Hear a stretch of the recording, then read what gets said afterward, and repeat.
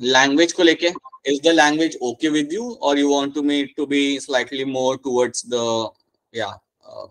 local Hindi, something like that? Is the language okay with you?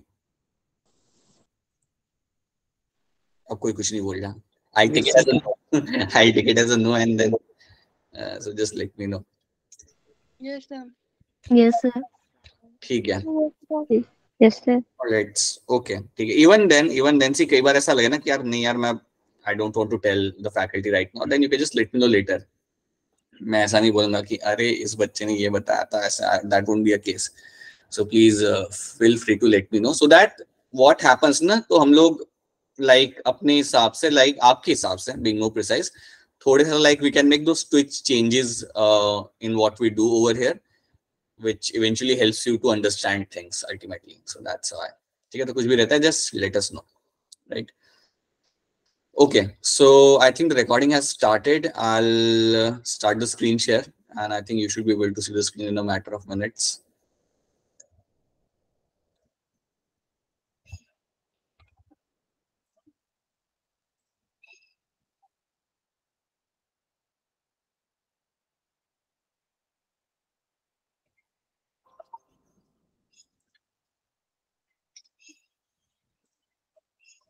Okay. चलिए यहाँ से देखते हैं. So I guess first of all सबको यहाँ पे स्क्रीन दिख रहा है? Yes, sir. Yes, sir. Yes.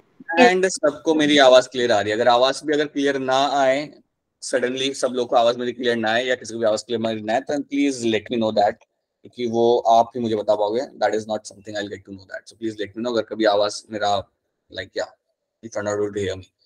Okay, तो ये हमने देखा था. We have understood something known as, हमने कुछ टाइगर्स के बारे में कल देखा था. तो ये वाला जो टॉपिक था, बेसिकली टॉपिक था आपका ट्राइनोमियल नोमेनक्लेचर का. सो ट्राइनोमियल नोमेनक्लेचर आप यूज करते हो सब स्पीशीज के लिए, और जनरली सब स्पीशीज आपको देखने के लिए मिलती है लाइक एक सिंगल स्पीशीज बट अलग अलग ज्योग्राफिकल एरिया के अंदर. So that is called as my subspecies. So that is something we have did in the last class. याद रखना ट्राइनोमियल नोमेनक्लेचर कब यूज किया जाता है. It is use for the subspecies, और उसका एग्जाम्पल हमने साइबेरियन बंगाल और सुमाट्रियन टाइगर के थ्रू यहाँ पे लिया था. ठीक है. Along with that, we have understood botanical garden, zoological park. हमने समझा था museum. That is something we have understood. तो आप मुझे ये बताइए कि आपका जो zoological park होता है, उनको रेगुलेट कौन सी बॉडी करती है?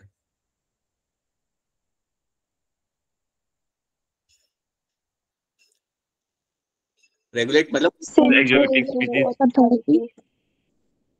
मैं क्वेश्चन रिपीट करूं क्या? क्वेश्चन ये है कि आपका जो जूलॉजिकल पार्क होता है, उनको गाइडलाइंस कौन देता है कि आपको केज ऐसे बनाना है या आपको एनिमल्स को ऐसे रखना है? ये बताता कौन है? Central zoo authority.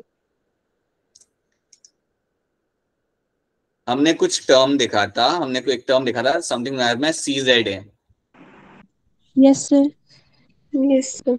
Central zoo authority is someone who give you the guidelines. वो गाइडलाइंस देती है एक जू को कि उनको किस तरीके से एनक्लोजर मेंटेन करना है या किस तरीके से एनिमल्स को मेंटेन करना है. So that is something they do. ठीक है.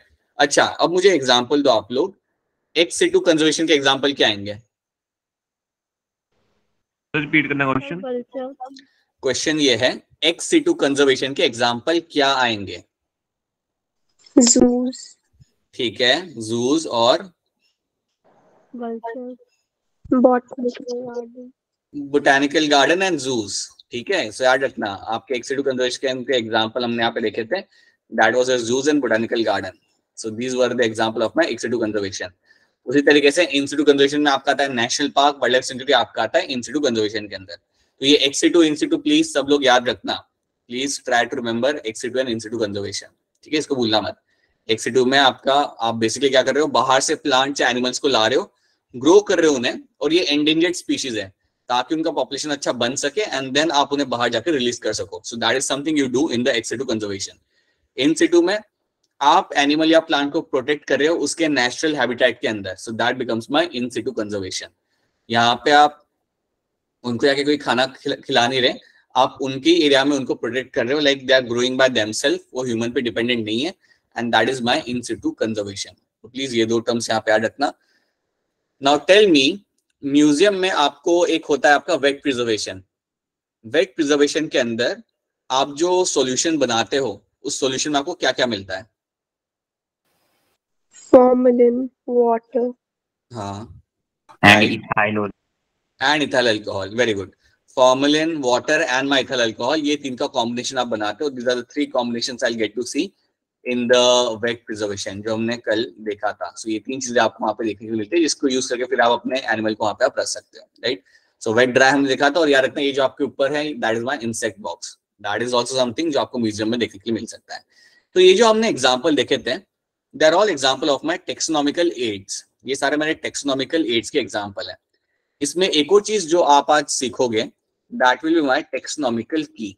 तो इस चीज को हम यहाँ पे समझते हैं। So let's try to understand what is my taxonomical key. So basically ये जो की है इसका रोल क्या होता है? It is used for identification of unknown species, identification of unknown species.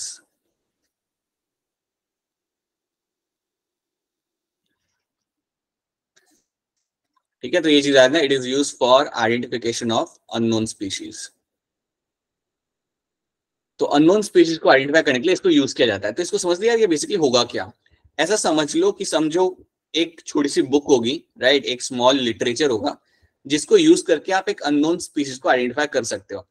For example let's say Puneet को लाइक एक स्नेक आइडेंटिफाई करना है, राइट। तो वो एक टेक्सोनॉमिकल की यूज करेगा जिसके अंदर उस स्नेक के रिलेटेड इंफॉर्मेशन हो सकती है, right. So let's assume he comes across a snake in Kangra, और उसे अगर वो आइडेंटिफाई करना होगा तो उसकी एक टेक्सोनॉमिकल की होती है, मतलब कांगड़ा के जितने भी स्नेक होते हैं उनकी एक की बनाई जाएगी और वो एक बुक के फॉर्म में होगी। तो उसे आप यूज करके आप बेसिकली आइडेंटिफाई कर सकते हो कि ये मेरी स्पीशीज कौन सी है, right. You can use that particular book, you can use that literature, और वो यूज करके आप एक अननोन स्पीशीज को आप आइडेंटिफाई कर सकते हो। देखो हर एक क्लास के लिए, हर एक ऑर्डर के लिए अलग अलग टेक्सोनॉमिकल की बनाई जाती है। बैट्स के लिए अलग होती है, फिर क्रैब्स के लिए अलग हो सकती है, एम्फिबियन के लिए अलग हो सकती है। So you make different keys for them, और उनको यूज करके you can identify a particular species. So that is something, that's a very first thing you have to know. ये टेक्सोनॉमिकल की एक लिटरेचर है जिसको यूज करके आप एक अननोन स्पीशीज को आप आइडेंटिफाई कर सकते हो। That is a very first thing you have to understand. So for example हम कई बार देखते हैं, या आपने शायद इतना नहीं जाना होगा, बट कई बार हमारी एक फील्ड गाइड्स होती है। फील्ड गाइड वो होती है जो आपको हेल्प करती है एक स्पीशीज को आइडेंटिफाई करने के लिए, राइट। सो फॉर एग्जाम्पल मैं I just going to show you over here, पता नहीं आपको दिखेगा या नहीं। Can you see over here, यहाँ पे क्या लिखा हुआ है? Can you see this, anyone of you? Can you see in the camera what is it? Snakes of India. Snakes of India. Right, so it's a field guide. So in case अगर मुझे कभी field में जाना हो snacks को identify करने के लिए, then I can actually use this, right? मैं इसको यूज कर सकता हूँ और इसको देख के मैं अपने जो स्पीशीज होंगी उनको मैं आइडेंटिफाई कर सकता हूँ। यू कैन सी यहाँ पे सारे एनिमल स्नेक्स की फोटोग्राफ्स है, उनकी इंफॉर्मेशन यहाँ पे देख रखी है। सो जो फील्ड गाइड होती है वो आप यूज करते हो जनरली एक स्पीशीज को आइडेंटिफाई करने के लिए। टेक्सोनॉमिकल की भी वैसी ही होती है, बस टेक्सोनॉमिकल की के अंदर लाइक यू वांट बहुत ज्यादा लाइक डिटेल थोड़ी इंफॉर्मेशन होती है, थोड़ी सी ज्यादा डिटेल इंफॉर्मेशन इसके अंदर होती है, ठीक है। So that is something taxonomical key is used for, right, identification of unknown species. तो सबसे पहले आपको यहाँ पे याद रखना है। अब मैं क्या करूंगा, आपको एक एग्जाम्पल के थ्रू इसको समझाऊंगा and hoping that you will understand कि ये किस तरीके से काम करती है। सो लेट्स अज्यूम आप एक एम्फीबियन को आइडेंटिफाई करने के लिए आगे बढ़ते हो। Let's assume you try to identify one species of frog, right. या लेट्स अज्यूम कि आप you go to a forest, और फॉरेस्ट में जाने के बाद आपके सामने एक फ्रॉग आता है, ठीक है। ये आपके सामने फ्रॉग आया। अब फ्रॉग के बारे में बात करने के पहले मैं आपको एक और चीज ऐड करूंगा यहाँ पे, कि आपका जो बैक साइड होता है ना, पीठ का जो आपका एरिया होता है, बैक साइड होता है, उसको हम बोलते हैं डॉर्सल साइड। ये चीज आप जानते होंगे बट मैं बस एक बार बताना चाहूंगा। So dorsal side is your back part. So आपका जो बैक का जो एरिया होता है उसे हम कहते हैं डॉर्सल साइड, एंड जो आपका जो फ्रंट का जो एरिया होता है, पेट वाला जो आपका एरिया होता है, उसे हम बोलते हैं यहाँ पे as a ventral side. That is my ventral side, right, that's a front part, ठीक है। तो ऑब्वियसली फ्रॉग के अंदर भी आपका जो पीठ का जो एरिया होगा, पीछे वाला जो एरिया है, बैक का जो area, that is the dorsal side, और उसका जो पेट का जो एरिया यहाँ पे होगा, that is going to be the ventral side, ठीक है। ये मैं एक टर्म आपको यहाँ पे बताना चाहता था। इसके अलावा मैं एक और चीज बताना चाहूंगा आपको यहाँ पे, कि वेबिंग क्या होती है। I want to make you explain this term called as your webbing. Webbing कई बार आपको हाथों में देखने के लिए मिलती है। वेबिंग ये होता है जो आपको फोर लिम्स में या हाइंड लिम्स में आपको देखने के लिए मिलेगा। देखो, अगर आपने कभी डक को देखा होगा ना, कभी अगर आपने डक को रियल में देखा हो या पानी में देखा हो, तो डक के जो फीट होते हैं उनके अंदर आपको लाइक उनकी स्किन चिपकी हुई होती है, उनकी स्किन पूरी वहां से चिपकी हुई होती है ताकि वो इजिली स्विम कर पाए। उसको हम बोलते हैं webbing. That is something called as my webbing. उसको हम वहां पे बोलेंगे वेबिंग। और वेबिंग आपको फ्रॉग्स में भी आपको देखने के लिए मिल जाती है। Usually frog is also going to have webbing जो उन्हें हेल्प करता है स्विम करने के लिए, which basically helps them to swim. तो वेबिंग आपको समझ आ रहा है क्या हो रहा है? Is webbing clear to all of you? What is webbing? Yes, sir. Yes, sir. ठीक है, ये आपको मिलता है कई सारे एनिमल्स में आपको मिलता है। मैंने डक का एग्जांपल इसलिए लिया क्योंकि कॉमनली आपने कभी देखा होगा। उसके आप फीट देखना, काफी लाइक ऐसे पूरे उसके फीट के जो टोज होते हैं वो एक दूसरे से चिपके हुए होते हैं स्किन के साथ, so that they are able to paddle through the water and they can swim. Same चीज आपको कई सारे एम्फीबियंस में देखने के लिए मिलती है, फ्रॉग में भी आपको देखने के लिए मिल जाएगी, राइट। तो मुझे कुछ बेसिक चीज यहाँ पे बतानी थी, डॉर्सल, वेंट्रल और वेबिंग क्या होता है, वो आपको बताना था। अज्यूम दैट आपके सामने ये फ्रॉग आता है, अज्यूम दैट आपके सामने फ्रॉग आता है। अब आपको इसे करना है आइडेंटिफाई। तो आप क्या करोगे, आप अपनी टेक्सोनॉमिकल की निकालोगे और उसको आप खोलोगे। तो जैसे आपने की को खोला तो की में लिखा हुआ था दो चीजें, green colour on the dorsal side, move to page number 5, yellow colour on the dorsal side, move to page number 10। ये आपके सामने इंफॉर्मेशन देख रखी है, राइट। सो जब भी आप टेक्सोनॉमिकल की खोलते हो तो आपको you will find certain statements.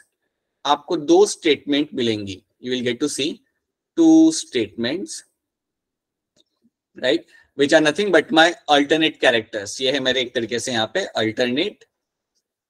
Alternate characters. ये मेरे हैं यहाँ पे अल्टरनेट कैरेक्टर्स।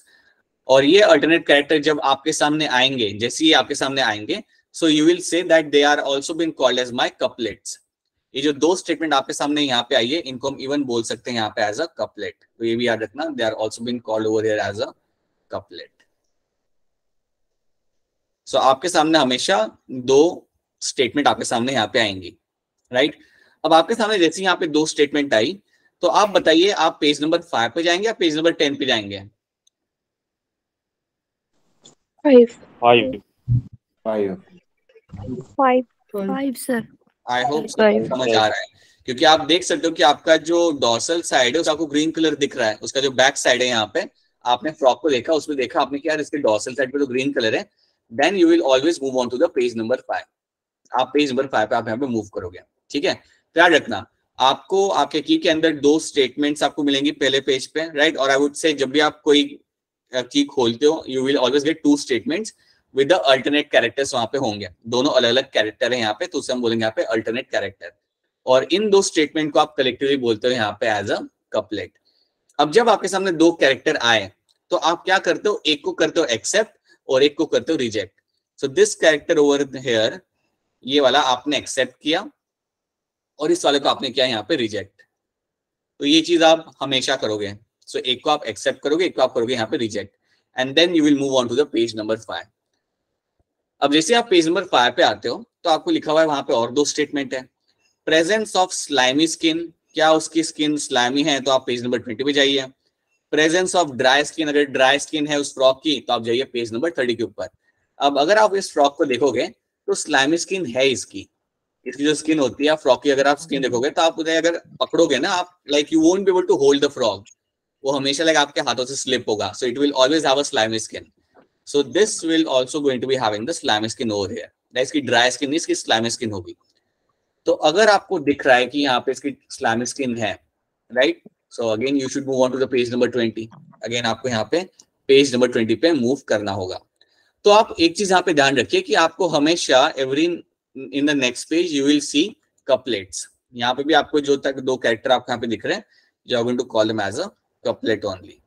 और जब आपके सामने कपलेट आएंगे तो आप में उनमें से आप एक को आप करेंगे सिलेक्ट और दूसरे को आप करेंगे यहाँ पे रिजेक्ट। ये आपका यहाँ पे काम होता है।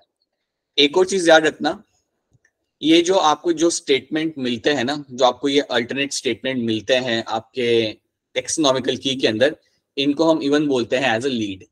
सो ये जो आपको अल्टरनेट स्टेटमेंट्स आपको जो दिख रहे हैं यहाँ पे, सो अल्टरनेट कैरेक्टर्स और आई वुड से स्टेटमेंट्स जो आपको यहाँ पे मिलेंगे, right, which I can also call him as a contrasting characters. Contrasting मतलब दोनों अलग अलग characters. So this contrasting characters जो आपको यहाँ पे दिखते हैं स्टेटमेंट्स के फॉर्म में, these are also been collectively called as my lead. इनको हम इवन बोल सकते हैं एज अ लीड, क्योंकि हर एक स्टेटमेंट आपको कहीं ना कहीं लीड करती है, हर एक स्टेटमेंट आपको कहीं ना कहीं लीड करती है। So that is why you call this statements as a lead. So याद रखना, ये जो आपको कॉन्ट्रास्टिंग कैरेक्टर आपको दिखते हैं ना, हर एक पेज पे दो, उनको हम इवन बोल सकते हैं एज अ लीड, ये क्योंकि आपको लीड करते हैं आपके स्पीशीज की तरफ। तो यहाँ पे हम लोग मूव करेंगे क्वेश्चन पेज नंबर 20 की तरफ, राइट, और अब हम जाएंगे पेज नंबर 20 पे। जैसे हम पेज नंबर 20 पे आए तो अब आपको यहाँ पे दिखेगा, अगर आपका you have a presence of webbing in the hind limb, अगर आपके हाइंड लिम्ब पे अगर आपको कोई वेबिंग यहाँ पे दिख रही है, then you will move on to page number 30। अगर आपके हाइंड लिम्ब पे कोई वेबिंग नहीं है, absence of webbing in the hind limb, then you will move on to page number 40। अब हाइंड लिम्ब मतलब पेज नंबर, हाँ ठीक है, हमारे बिल्कुल सही, हमारे जो हाइंड लिम्ब होते हैं वो नीचे के जो दो पैर होते हैं उसे हम कहते हैं हाइंड लिम्ब। सो अगर बता दो आपको यहाँ पे, तो ये जो उसने जो पैर फोल्ड करके रखे हुए, that is the hind limb, right, और जो आगे हैं they are my fore limb, right. So these are basically my fore limb, और जो पीछे वाले हैं वो मेरे हैं हाइंड लिम्ब। तो जनरली फ्रॉग के अंदर आपको वेबिंग मिलता है, जनरली आपको फ्रॉग के अंदर वेबिंग देखने के लिए मिल जाएगा। हम यहाँ पे देख नहीं सकते क्योंकि उसने अपने पैर फोल्ड करके रखे हैं, but you will find that वहां पे आपको वेबिंग देखने के लिए मिलेगा। अब अगर आपको यहाँ पे वेबिंग देखने के लिए मिल जाए, अगर आपको वेबिंग दिख रहा है हाइंड लिम्ब के अंदर, देन आप मूव करेंगे पेज नंबर 30 के ऊपर। सो अगेन याद रखना, आपके सामने हमेशा कॉन्ट्रास्टिंग कैरेक्टर आएंगे, उनमें से आप एक को करेंगे सिलेक्ट और एक को करेंगे आप रिजेक्ट, और इन दोनों कैरेक्टर्स को हम कलेक्टिवली बोलते हैं as a lead. You always call them as a lead, right. और जब ये दोनों कैरेक्टर्स आपको पेज पे दिखते हैं, you also call them as a couplet. So couplet, lead, ये सारे टर्म्स आपको मालूम होने चाहिए। Now will move on to page number 30।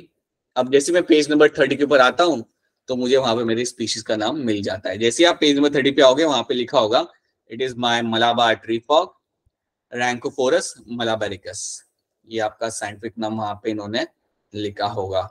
And that is how you can actually identify every species using the taxonomical की।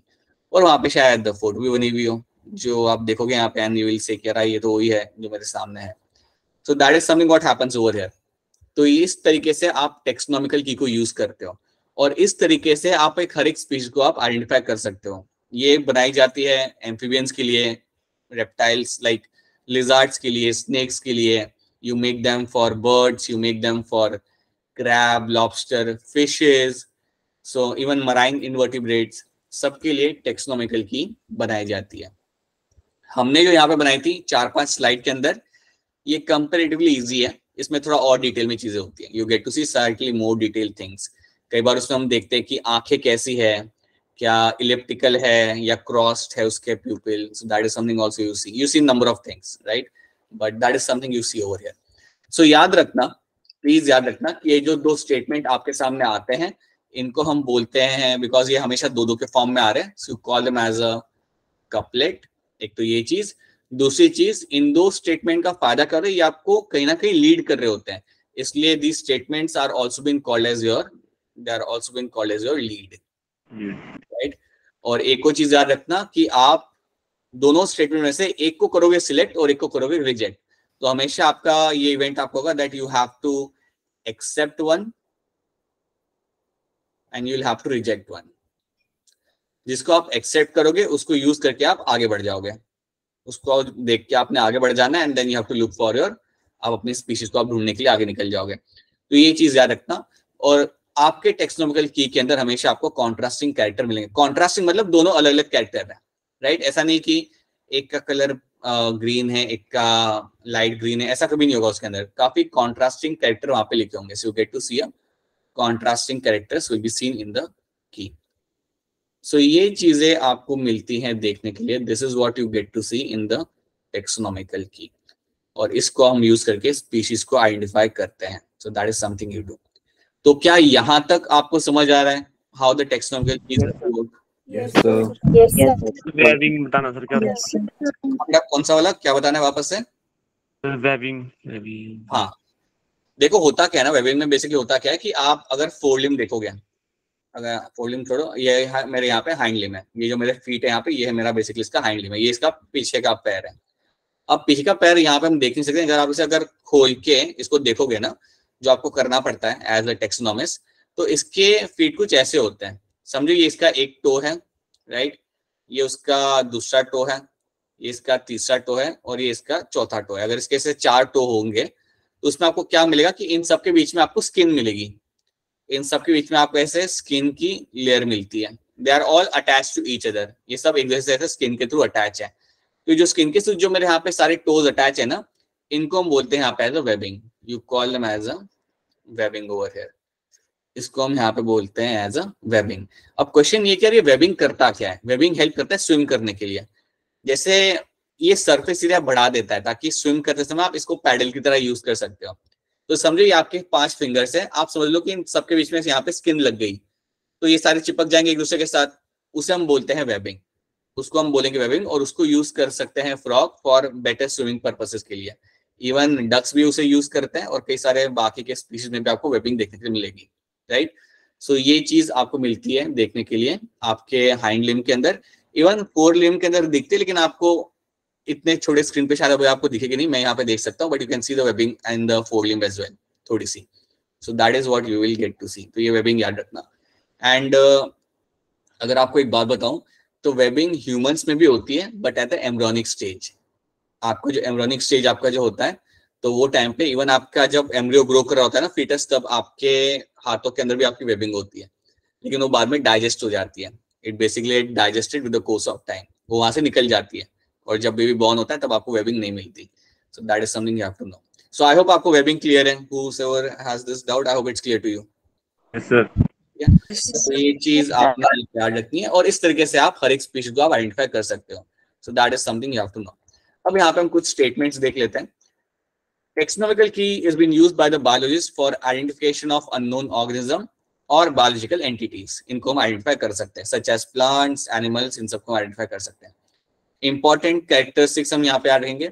They are based on contrasting characters, दो अलग अलग कैरेक्टर हमेशा आपको मिलेंगे वहां पे, usually in a form of couplet, और हमेशा दो दो के सेट में आपको मिलते हैं, so usually in a form of couplet, where one needs to make the choice between the two opposite option, जहां पे आपको उनमें से दो में से एक को आपको पकड़ना है और एक को आपको रिलीज करना है।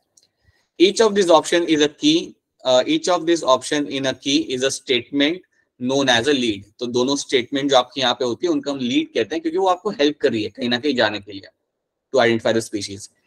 Acceptance of one lead is going to the next step of the option, while rejection now indicates it does not belong to the category। So आपको एक की को आप करोगे, सॉरी एक स्टेटमेंट को आप यहाँ पे एक्सेप्ट करोगे, दूसरे को आप रिजेक्ट करोगे, और जैसे आप ऐसे करते जाओ तो आपका नैरो होता जाता है। आपका जो स्पीशीज जो आप आइडेंटिफाई करने वाले हो वो आपके लिए ज्यादा इजी होता जाएगा हर एक पेज के साथ, और चीज आपके लिए नैरो होती जाएंगी। सो that is something you do. And again this is something which is quite interesting if someone is actually very enthusiastic about identification of species, तो बड़ा मजा आता है करने के लिए। So that is one thing you'll get to realize। So ये है आपका यहाँ पे taxonomical key, and ये सारे statements हैं। So I hope कि ये statements आपको यहाँ पे clear है, couplet, lead and contrasting character। ठीक है? Yes, sir.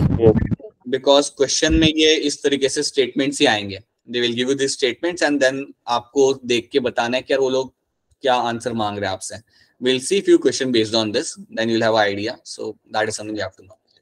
Now, once you are done with that, इसके बाद, so this is what you have to know in the taxonomical key। याद रखना taxonomical key is also the example of my taxonomical aid। taxonomical aid के अंदर ये भी आपका आता है। Museum, zoological park, botanical garden के अलावा ये भी आएगा आपका taxonomical aid के अंदर। So that is something you have to know, right? ये क्वेश्चन हमने कल देखे थे। These are the questions we have seen। This is a question like we can do later। ये क्वेश्चन नंबर 12 का आंसर क्या हो सकता है आपके हिसाब से? Anyone can tell me question number 12 का क्या आंसर होगा? राइट, लीनियस ने आपको टर्म दिया था सिस्टमैटिक्स, और जब आपके सामने सिस्टमैटिक टर्म आता है या बायो सिस्टमैटिक टर्म आता है तो आप क्या बोल सकते हो? What do mean by that? Generally आप क्या बोल सकते हो? उसमें क्या क्या इंक्लूड होगा? हाँ मैंने सुना, थोड़ा सा सुना मैंने, एक बार फिर बोलेंगे आप जोर से। अरे you have forgotten what happens in biosystematics. जब आप बायोसिस्टम की बात करते हो तो इसमें लाइक क्या क्या स्टडी आप करते हो, what kind of study you do in this? Evolutionary relationship. Identification, nomenclature and classification. Physiology वो तो करना ही है सिस्टमैटिक्स के अंदर, आपने जनरल क्लासिकल टेक्सोनॉमी तो आपने करना ही होता है उसके अंदर। तो जब भी आप बात करते हो इसकी न्यू सिस्टमैटिक्स की, तो क्लासिकल टेक्सोनॉमी तो आपका रहेगा ही रहेगा, जिसके अंदर आप कर रहे हो आपका आइडेंटिफिकेशन, नोमेनक्लेचर, क्लासिफिकेशन, ये तो आप करते ही हो, बट प्लस उसके साथ साथ you undertake the evolutionary relationship का study. So along with that you take into account the evolutionary relationship, और उसको हम यहाँ पे बोलते हैं एज अ, उसके लिए टर्म यूज करते हैं, वो टर्म पी से चालू होता है, वो क्या होता है टर्म? हाइलोजन। राइट, ये आपसे मैं एक्सपेक्ट करता हूँ कि आप ये याद रखेंगे हमेशा, इसको भूलना नहीं है। तो जब भी आपके सामने सिस्टमैटिक या बायोसिस्टमैटिक दोनों सेम ही है टर्म आता है, तो इस बात को समझो। ऑथर ये कहना चाहता है दैट यू जनरल जो टेक्सोनॉमिकल स्टडी होती है वो तो आप करोगे, बट एक एडिशन यहाँ पे हो रहा है, और वो एडिशन आपका यहाँ पे फाइलोजेनी का। You also try to understand the evolutionary relationship, and इसके वजह से आपका ये फील्ड के अंदर आपको बहुत like you will always find that आपकी अंडरस्टैंडिंग और क्लियर होती रहती है टाइम के साथ साथ in terms of identification of species. मैं आपको एक एग्जांपल दूंगा। आपके एनसीईआरटी में एक चैप्टर है स्ट्रक्चरल ऑर्गेनाइजेशन इन एनिमल्स, चैप्टर 7 है वो शायद से, यस चैप्टर 7 है वो। एंड उसमें आई डोंट थिंक अभी के सिलेबस में तो, मतलब नीट में सिलेबस में तो वो होता नहीं है, बट वहाँ पे एक फ्रॉग का पोर्शन आता है जहाँ पे लोग फ्रॉग के बारे में आपको थोड़ा बहुत सिखाते हैं वहाँ पे। तो अगर आप अपनी पुरानी एनसीईआरटी में अगर आप देखते हो, या इवन नई के अंदर भी अगर वो मेंशन हुआ तो वहाँ पे फ्रॉग का नाम दिया के रखा हुआ है राना टिग्रिनस।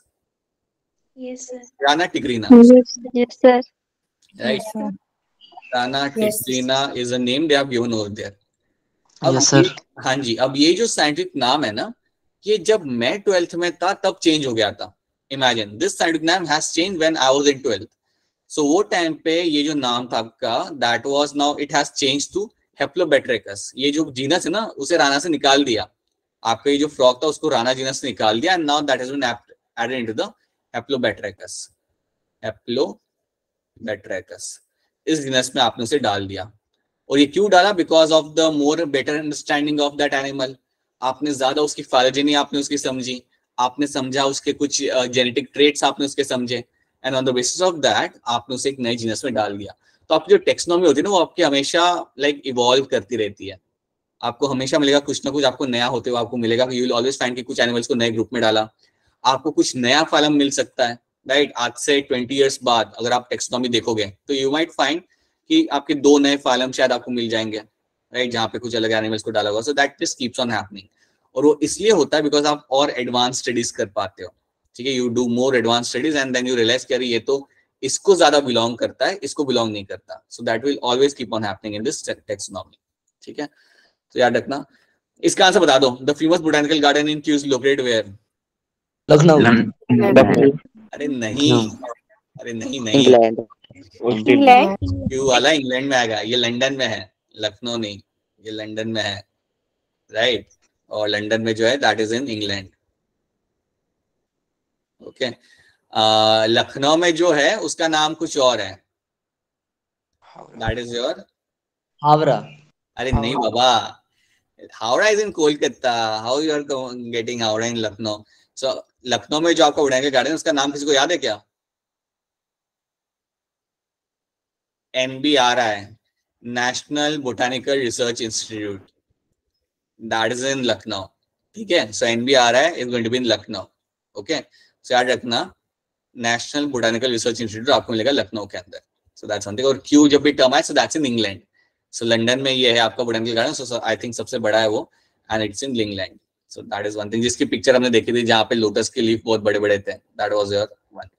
हाँ जी, की जो आपकी होती है generally that's going to be analytical in nature. याद रखना, कीज जो आपकी होती है जिसको आप एनालाइज करके आप आगे बढ़ सकते हो, so keys are always going to be your analytical in nature. ये बात याद रखना, that is something I haven't mention there, but keys हमेशा आपकी एनालिटिकल होती है। इनको यूज करके, इनका एनालिसिस करके आप बेसिकली अपनी स्पीशीज को आप आइडेंटिफाई कर सकते हो। So they are always going to be analytical in nature. So please know this statement कि कीज आपकी होती है एनालिटिकल. अच्छा, ये क्वेश्चन आपको ध्यान से करना पड़ेगा. Consider two different animals. ध्यान से देखना. Consider you have two different animals that are classification in the same family. जो बेसिकली वो कह रहे हैं कि दो एनिमल्स है जो सेम फैमिली में आ रहे हैं. This means that they must classified in. So question को ध्यान से देखिए. Take your time, take your 1 minute 30 seconds and try to answer this कि दो अलग अलग एनिमल है सेम फैमिली में आ रहे हैं. सो ये उसके हिसाब से they can be classified in which category. And then आपके सामने यहाँ पे 4 ऑप्शन. बताइए. The same genus. Same genus. Genus. Okay. Sir, option A. और ठीक है, कुछ लोग कह रहे ऑप्शन है. Anything else? कोई अलग answer? Option A sir. Option B. Okay, Option C. Option B. ठीक है, ऑप्शन बी भी यहाँ पे आ रहा है. Okay, anything else? अच्छा, so I can see some of you are saying option A. कुछ लोग कह रहे हैं ऑप्शन सी कह रहे हैं या 3 कह रहे हैं. One of you have said option B as well, right? Okay, ठीक है, चलिए देखते हैं इसे. चलिए मैं इसका एग्जांपल देके आपको समझाता हूँ यहाँ पे what can be the possible case over here. दो अलग अलग फैमिली जो दो अलग अलग एनिमल है जो एक फैमिली में आ रहे हैं. So let's take example of something like a domestic cat, घरेलू बिल्ली एंड योर टाइगर. इन दोनों को मैं डालता हूं मैं कह रहा हूं कि ये दोनों मेरे आ रहे हैं यहाँ पे एक सिंगल फैमिली के अंदर. ये क्वेश्चन के हिसाब से मैं इसको बिल्ड कर रहा हूँ. तो इमेजिन दैट कि दोनों मेरे आते हैं सिंगल फैमिली में.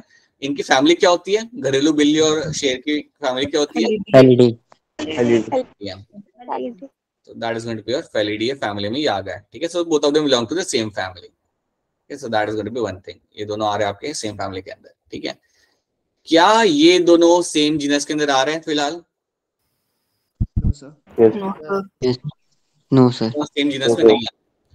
ये दोनों आपके यहाँ पे सेम जीनस के अंदर आपके यहाँ पे नहीं आएंगे. ये सेम जीनस में आपके यहाँ पे इसलिए नहीं आ रहे बिकॉज कैट के यहाँ पे आएगा यहाँ पे Felis.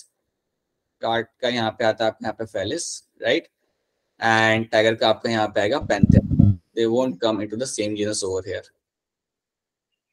Okay, this means they must classified in what. So now you will get to see कि अगर आप ये एग्जांपल यहाँ पे देखते हो कि यहाँ पे आपको दिख रहा है कि यार यहाँ पे एक फेलिस है, यहाँ पे एक पैंथर है, तो इतना मैं कह सकता हूँ कि समझो कि ये मेरा जीनस में नहीं आ रहा. अगर मैं ये एग्जांपल के थ्रू देखूं तो सेम जीनस वाली स्टोरी फिर मेरे यहाँ पे नहीं आती, राइट? क्या ये दोनों मेरे सेम ऑर्डर के अंदर आएंगे? Will they come into the my same order? No sir. अरे अरे अरे अरे अरे, ऑर्डर तुम्हारा होता है कार्निवोरा. ऑर्डर तुम्हारा होता है यहाँ पे कार्निवोरा, राइट? तो कार्निवोरा ऑर्डर के अंदर तो दोनों आ सकते हैं ना.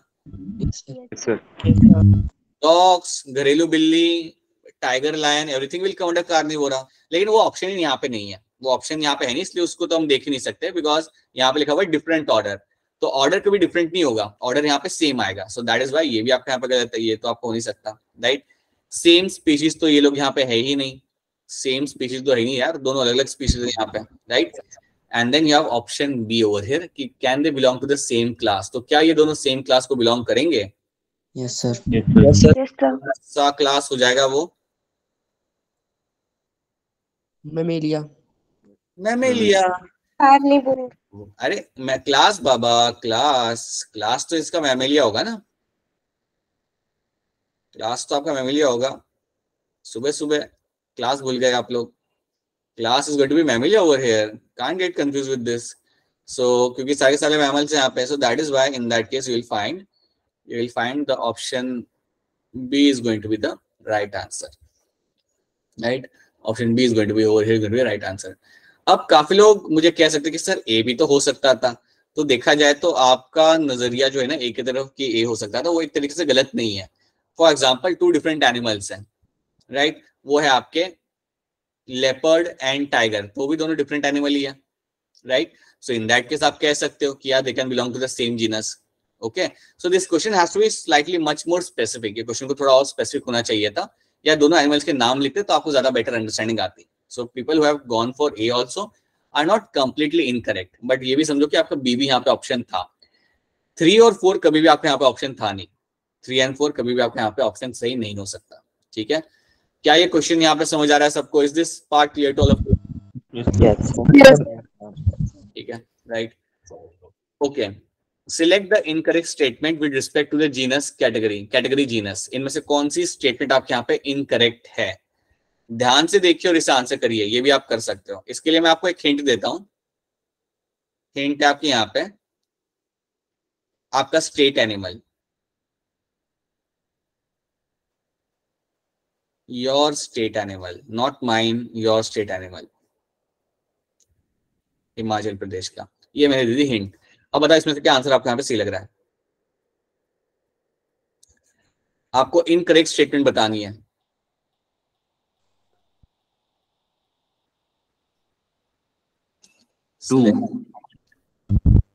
बोलिए सचिन, क्या करें आप, बताइए.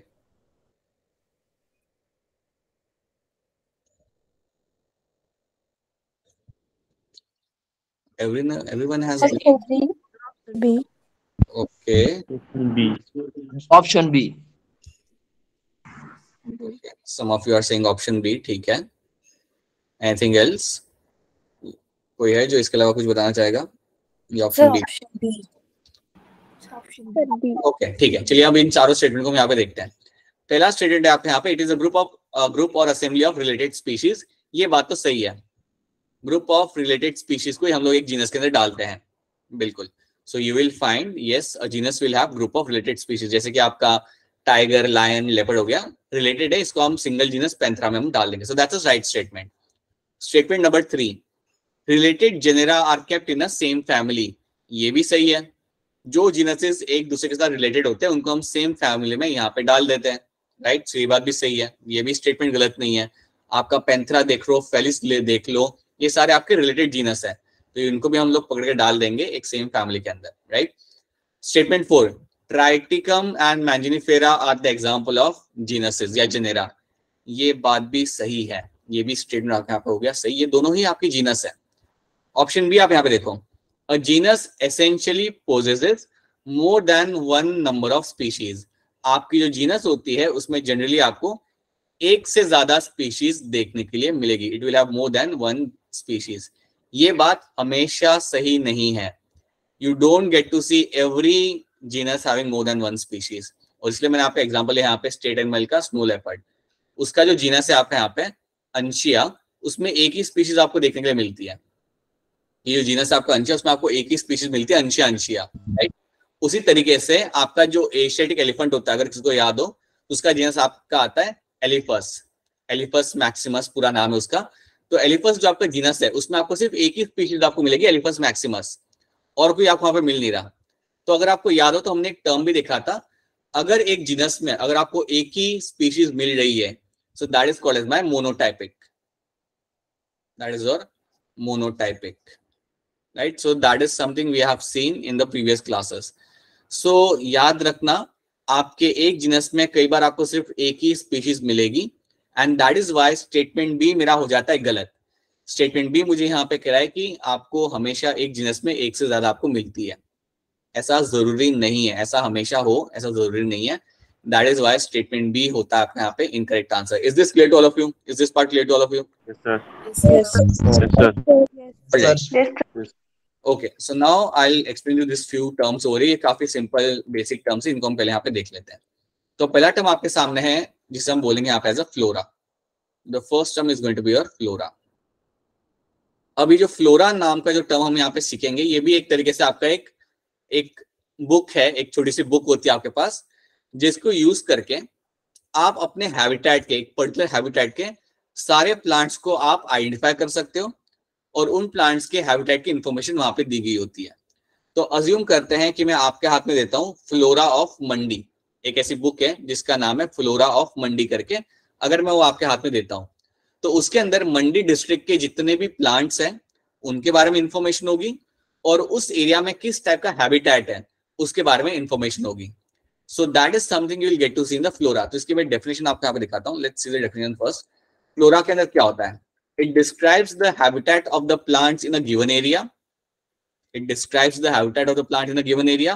It also takes into account the distribution of plant in a particular area. तो आपका जो habitat है उसके बारे में तो इंफॉर्मेशन होती है उन प्लांट्स के रिलेटेड, और वहां पे कौन से प्लांट्स मिलते हैं उस एरिया में, उसके बारे में भी आपको इन्फॉर्मेशन मिलेगी। याद रखना, अगर मैं आपके हाथ में फ्लोरा वाली बुक देता हूँ, दैट मीन्स मैं आपसे एक्सपेक्ट कर रहा हूँ कि आप वहां पे जाके प्लांट्स को आइडेंटिफाई करेंगे, या एटलीस्ट मैंने आपके हाथ में जो बुक दी उसके अंदर सिर्फ प्लांट्स की इन्फॉर्मेशन होगी, right. So it will have no information for animals, only for plants. और प्लांट्स की भी कैसी स्पेसिफिक तरीके से याद रखो, मैं आपको एग्जांपल इसलिए देता हूँ ताकि आपको समझ आए कि एक पर्टिकुलर एरिया होगा, उसके अंदर जितने भी प्लांट्स होंगे उसकी इंफॉर्मेशन होगी, राइट। अलॉन्ग विद दैट वहां पे हैबिटेट कैसा है, हिली हैबिटेट है, प्लेन एरिया है, ग्रासलैंड है, उसके बारे में भी वहां पे इंफॉर्मेशन होगी। So that is what you will get to see in the flora. उसी तरीके से एक और टर्म आपका यहाँ पे होता है, उस टर्म को हम यहाँ पे बोलते हैं manual. Manual provide information on identification of a species in a given area. अब यहाँ पे मैनुअल के अंदर आपका स्पेसिफिक नहीं है कि वो प्लांट है एनिमल है, इसमें सब कुछ आ सकता है। अगर मैं आपके हाथ में मैनुअल देता हूँ, that this is a manual for my Kinnaur, अगर मैं आपको किन्नौर का मैनुअल देता हूँ, दैट मीन्स उसके अंदर आपके उस एरिया के अंदर जितने भी प्लांट्स हैं, एनिमल्स हैं, उन सब की इंफॉर्मेशन होगी, और उसे यूज करके आप उन एनिमल्स को आइडेंटिफाई कर सकते हो, right. Someone has a question? बेटा अगर कोई क्वेश्चन हो तो आप डायरेक्टली अनम्यूट करके पूछ सकते हो, you just have to unmute yourself and ask a question, ठीक है। सो बताइए। अच्छा, नो क्वेश्चंस। सो मैनुअल से बेसिकली ये होता है कि इसके अंदर आपकी इन्फॉर्मेशन होती है सारे स्पीशीज की, इसमें लाइक पर्टिकुलर स्पीशीज हम इंक्लूड नहीं करेंगे। एक जैसे कि मैं आपको एग्जांपल देता हूं, अगर आपके सामने मैं देता हूं किन्नौर का manual, then it will have all the information regarding the plants and animals of that particular area, और इस इंफॉर्मेशन को आप यूज करके उनको आप आइडेंटिफाई कर सकते हो। फॉर एग्जाम्पल मैं आपके हाथ में एक मैनुअल देता हूँ, एम्फीबियंस ऑफ कांगड़ा डिस्ट्रिक्ट। तो उसमें होगा क्या, उसमें basically you will get to see that उसमें आपके सारे एम्फीबियंस के वहां पे इंफॉर्मेशन वहां पे देके रखी होगी, राइट। या एम्फीबियंस हटा दो, वो टर्म हटा दो, I will just tell you the biodiversity of Kangra district. तो वहां पे आपका स्नेक्स, फ्रॉग्स, प्लांट्स, एवरीथिंग, उसकी इंफॉर्मेशन आपको वहां पे मिल सकती है। So that is something you will get to see about the manual. So provide information on identification of species in a given area, right? So एक पर्टिकुलर एरिया की species को identify करने के लिए आप मैनुअल यूज कर सकते हो। अगर मैं आपके हाथ में फ्लोरा दे रहा हूं तो आप सिर्फ प्लांट्स को जान पाओगे उस एरिया के। मैनुअल के अंदर ऐसा स्पेसिफिक नहीं कि आप प्लांट्स की इन्फॉर्मेशन होगा, वहां पे आपको प्लांट्स के अलावा भी आपको इन्फॉर्मेशन वहां पे मिल सकता है। Along with that you can also have information of other species as well, right. So that's one thing. तो ये आपके हो गए यहाँ पे दो टर्म। पहले ये बताओ, क्या ये दो टर्म आपको यहाँ पे क्लियर है? Are this two terms clear to all of you? Yes, sir. Yes, sir. क्योंकि जब क्वेश्चन इनके बनेंगे ना, तो आपको क्वेश्चन को वही समझ के आंसर करना पड़ेगा। You have to read the statement and then you have to think यार ये लोग कौन सा लाइक वो टर्म ये लोग पूछ रहे हैं आपसे, सो इसलिए इनको थोड़ा ध्यान से याद रखना। Then you have a term like a monograph. अब मोनोग्राफ को भी मैं एक सिंपल तरीके से यहाँ पे समझाता हूँ। अज्यूम करते हैं, लेट्स अज्यूम दैट एक पर्टिकुलर टेक्सॉन है, let's assume there is a taxon like primata, let's say you have a taxon like your primata. तो अगर मैं आपको एक मोनोग्राफ देता हूं प्राइमेटा का, राइट, अगर मैं आपको एक मोनोग्राफ देता हूं प्राइमेटा का, सो दैट मीन्स व्हाट, उस बुक के अंदर सिर्फ प्राइमेट के रिलेटेड इंफॉर्मेशन होगी।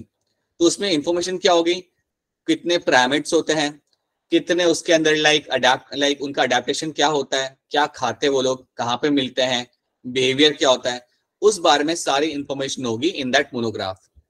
उसी तरीके से समझो, अगर मैं आपको एक मोनोग्राफ देता हूं और मोनोग्राफ में लिखा हुआ है it's a monograph for my order Rodentia, तो क्या लगता है आपको उसकी किस एनिमल की इंफॉर्मेशन उसके अंदर होगी? बस रैट्स के बारे में A to Z सारी इंफॉर्मेशन उसके अंदर होगी। रैट्स की स्पीशीज कितनी है, कहाँ मिलते हैं, क्या कंज्यूम करते हैं, बिहेवियर क्या होता है, कब एक्टिव होते हैं, कब एक्टिव नहीं होते, everything about that. Assume that I can also similarly give you the monograph for my Solanaceae. अगर मोनोग्राफ आपको देता हूं सोलिनेसिए का, देन यू विल रियलाइज कि इसके अंदर सिर्फ सोलिनेसिए फैमिली की इंफॉर्मेशन होगी और किसी की इंफॉर्मेशन अलग से नहीं होगी। तो मोनोग्राफ क्या करता है ना, वो एक स्पेसिफिक टेक्सॉन की इंफॉर्मेशन आपको देता है। वो एक स्पेसिफिक टेक्सॉन की इंफॉर्मेशन आपको देता है जिसमें आपको सब कुछ पता चलता है कि ये ग्रुप ऑफ एनिमल्स कहाँ मिलेंगे, लाइक व्हाट आर उनका इकोलॉजी कैसा होता है, बिहेवियर क्या होता है, क्या कंज्यूम करते हैं, कितने हैं, everything about that. So monograph में आप ये एक्सपेक्ट नहीं कर सकते कि इसमें सब कुछ होगा। इसमें एक स्पेसिफिक एनिमल या स्पेसिफिक ग्रुप ऑफ एनिमल्स या प्लांट्स को लेकर आपको इंफॉर्मेशन मिलेगी। So when you get so देखिए यहाँ पे डेफिनेशन क्या करी है, when a taxon is described in details about habitat, habit, structure and function, reproduction, adaptation and behavior, the description is in a form of your monograph. तो यहाँ पे हम एक specific taxon को लेके आपको यहाँ पे information देंगे, right? I can give you one more example. Let me try to give you one more example. If I give you a monograph of Felidae family का, अगर मैं family Felidae का monograph देता हूँ, then उसमें सारी जो आपकी कैट्स आती है उसकी इन्फॉर्मेशन होगी, कहाँ मिलती है, कैसे मिलती है, नॉट कैसे मिलती है, कहाँ मिलती है, बिहेवियर क्या होता है उनका, अडैप्टेशन क्या होता है, everything about them you will get to see that. So such text is called as your monograph. Such text over here can be called as your monograph. So this is also something you can understand. ठीक है, तो ये चीज आपको यहाँ पे याद रखनी है. This is also one thing which you have to remember. So monograph भी याद रखना, यहाँ पे ये टर्म याद रखना, ये आपको MCQ में मिलेगा तो याद रखना. It is talking about specific taxon के बारे में आपको information यहाँ पे मिलेगी, right? कई बार वो लोग क्या करेंगे ना, वो taxon टर्म यूज नहीं करेंगे, ताकि टेक्सॉन टर्म मिलता है तो थोड़ी आसानी हो जाती है लोगों को आंसर करने में. सो वो टेक्सॉन टर्म यूज नहीं करेंगे, बट वो स्टेटमेंट ऐसा बनाएंगे जिसमें वो टेक्सॉन की बात कर रहे होंगे, right? They will tell you that you have a information regarding group of animals of a particular genera या particular group. So what kind of literature you will use, आप कौन सा लिटरेचर यूज करोगे, then you will say it's a monograph which you will be using for that. ठीक है, तो क्या ये वाला टर्म आपको क्लियर है? Is this term clear to all of you? Sir. Yes, sir. Yes, sir. So Yes, sir. thing you have to remember, right? ठीक है. अच्छा, क्वेश्चन नंबर 1 का यहाँ पे आंसर बता दो. क्वेश्चन नंबर 1 ध्यान से देखो यहाँ पे, try to answer this. A couplet represent the choice made between two opposite option which results in what? इसमें क्या होता है? D. Acceptance of one and rejection of other. D. D. Option D. Sir, D. Right. I hope सब लोग ये question समझ पा रहे हैं. इन्होंने कपलेट के बारे में बात किया, ये लोग बात करें टेक्सोनॉमिकल की के बारे में. कपलेट टर्म आया मतलब टेक्सोनॉमिकल की, और आपको मैंने बोला था कि जब आपको की मिलती है, आप एक ट्रेड को आप एक्सेप्ट करोगे और दूसरे को आप करोगे रिजेक्ट, और वही चीज यहाँ पे हो रही है. Acceptance of one option and rejection of another. So option D आपका बनता है यहाँ पे एज अ राइट आंसर. ठीक है, अच्छा ध्यान से देखना and try to answer this. Which of the following taxonomical aid is used for identification of plants and animals based on the similarities and dissimilarities? बताओ. Keys. Monographs. C. Sir, B. C. B. C. B, sir. सी नहीं है, answer B है. B है. क्योंकि आप similarity और dissimilarity देख रहे हो ना, ये टर्म हम यूज नहीं करते मोनोग्राफ के अंदर, ये तो डेफिनेशन में हमने यूज नहीं किया था, राइट? So जब आप आइडेंटिफाई स्पीशीज को using the similarities and dissimilarities, then you will be using the key. So basically आप की यूज करते हो आप to identify particular species of plants और एनिमल्स, राइट? तो ये चीज आपका आएगा यहाँ पे taxonomical key as a answer. Then these are something we have done, these are some of the question we have done. All right, so this is what we have covered. तो यहाँ पे बेसिकली बेटा आपका chapter खत्म होता है. This is where the chapter gets completed. The only thing you have to do is going to be read your NCERT. NCERT follow करो और अपने क्वेश्चन सॉल्व करो. Keep on solving the questions. And अगर आपसे question solve हो पा रहे इसके अंदर, and please have a habit of solving more number of statement based question. जितने आप स्टेटमेंट बेस्ड क्वेश्चन ज्यादा सॉल्व करते हो, उतना आपकी वायरिंग इस तरीके से होती है कि आप स्टेटमेंट बेस्ड क्वेश्चन कर पाते हो, चाहे वो कोई भी चैप्टर के हो. So please make sure you do that, because ये चीज मैं पहले भी बोल चुका हूँ. नीट के अंदर very very very often they start like they are asking statement based question, and that is something very common from 2020 onwards की स्टेटमेंट वाले क्वेश्चन ज्यादा आते हैं, राइट? और वही ज्यादा टाइम कंज्यूमिंग भी होते हैं, because you have to read everything and then you have to answer them. So get a hand on them. अपना कंडीशनिंग करो इस तरीके से ताकि आपको वो क्वेश्चन को सॉल्व करने में ज्यादा टाइम ना लगे, and that can only happen by solving them. जितना प्रैक्टिस करोगे उतना आपके लिए आसान होगा. ठीक है, एक जो असाइनमेंट मैं आपके साथ शेयर करूंगा, जो आई थिंक या फिर अभी या फिर दोपहर तक आपके साथ शायद शेयर करूं मैं, that will be assignment number 4, और उसमें स्टेटमेंट बेस्ड क्वेश्चन होंगे. तो उसको थोड़ा ध्यान से करना. सबको पहले बता रहा हूं, उनको थोड़ा ध्यान से करना, जल्दबाजी में मत करना. try to get most of them as a correct answer, right? So that is something we'll try to do in the next assignment. ठीक है, it won't be like other assignment जिसमें things were like slightly simpler. I won't say simple, but straightforward.